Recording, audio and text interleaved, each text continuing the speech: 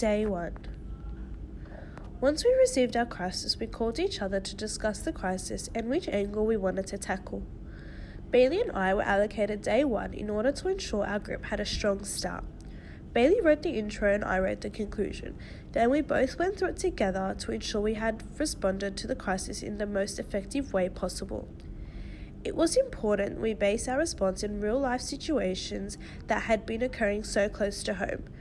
We believed having a personal, sincere response was the best way, as the fires have had a devastating impact on rural communities, firefighters, and the entire country. As this crisis was an extremely important crisis in real life, it was important we created a response that validated how the victims felt in the wake of the horrendous fires. We contacted each other to create a plan and decided what the best possible way was to respond in the wake of the seriousness of the fires. A theory that we applied to our response is corporate apologia, as it was important for the response to be sincere and personal, as the state didn't need more lies and deception, but strong and efficient leadership in this time of crisis. With a face-to-face meeting and create a physical mind map and get a clearer understanding of the crisis and how we were going to respond.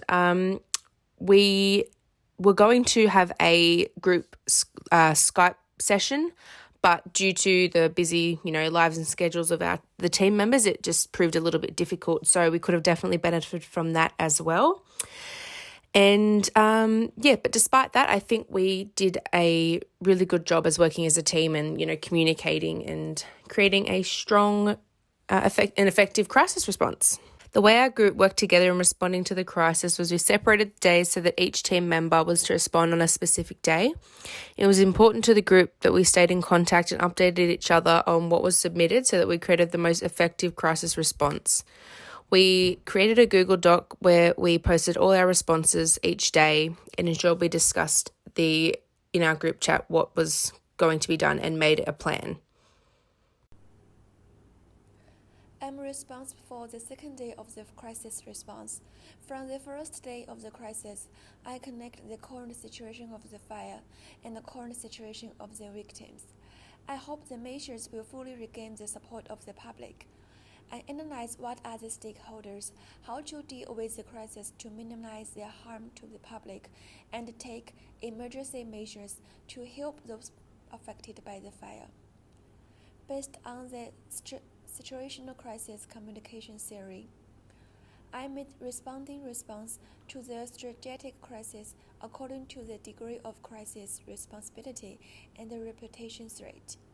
So recommend immediate communication with stakeholders in the wildfire crisis, which requires understanding and compassion and the rescue efforts to calm them down. What really needs to be done in the face of a crisis is to think about how to solve the problem for the victims of the crisis and for organization itself. Because the victims are affected by the crisis, they are emotionally distributed and need to deal with the crisis according to the situation. The way our team responds to the crisis is each person is responsible for a particular day and their response to the day.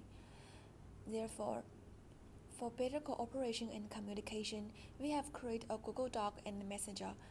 As a group, I think everyone in this cooperation has done their best to contribute to the crisis response. After crisis, my group and I have shown more about the victims in the aftermath of the crisis to ensure that the strategy was implemented effectively. Day 3 was my elected day as discussed with the group prior to the simulation week beginning. We had a Google Doc made up specifically for this task, which each member was to post notes and also a response in the doc so that other members of the group can view it and comment if anything needed to be changed.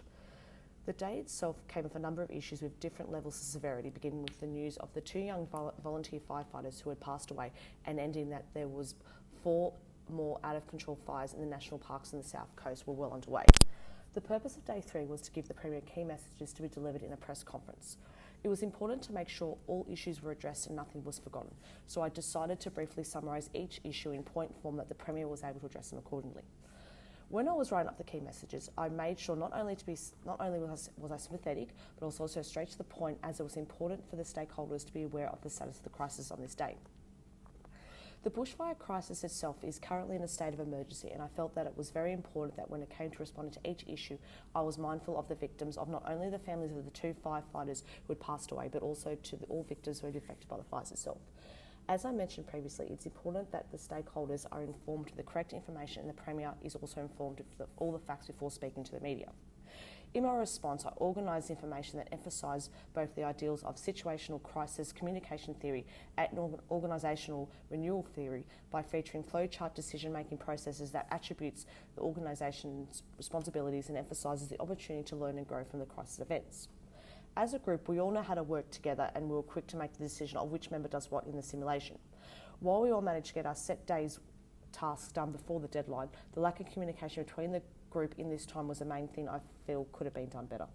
Day 4, the final day, came with quite a few challenges, with more people dying, sections going without power, roads closing, and crowds starting their own funding schemes. And so, with all of these new ideas occurring, my main objective for the day was to create a plan that highlighted and prioritised the current crisis situation, so showcasing the recovery strategies for everyone affected. Then to also address the reputational damage the New South Wales Government had undergone. The crisis victims are the primary stakeholders for the New South Wales Government, making it vitally important that the organisation focused its attention on their recovery while stopping more publics from becoming affected. This is why my response targets the most important facts of the crisis first, and then follows this by suggesting all the recovery action strategies and the least pressing reputational damage issues. Understanding this is a vitally devastating scenario for anyone involved, it's important to remain truthful and to help as many people as possible. This is why it is important that the plan addressed the most affected victims' situations first, and updated them on the current situation so people could respond accordingly and keep safe. Then following this with strategies to help aid anyone in need, to showcase how action was being taken to help combat the crisis. And finally, because it wasn't the most pressing issue, it ended with how the situation was affecting the reputational damage of the New South Wales Government. My response emphasised organisational renewal theory, stating how now the organisation can learn and grow from the crisis events, and how they are creating new opportunities to help all victims in need. I think also, like the rest of my group has mentioned, the communication between us all could have been improved, but overall we all achieved our daily objectives and created a strong, overarching management plan to combat the situation and minimise the organisational damage of each day to the best of our abilities.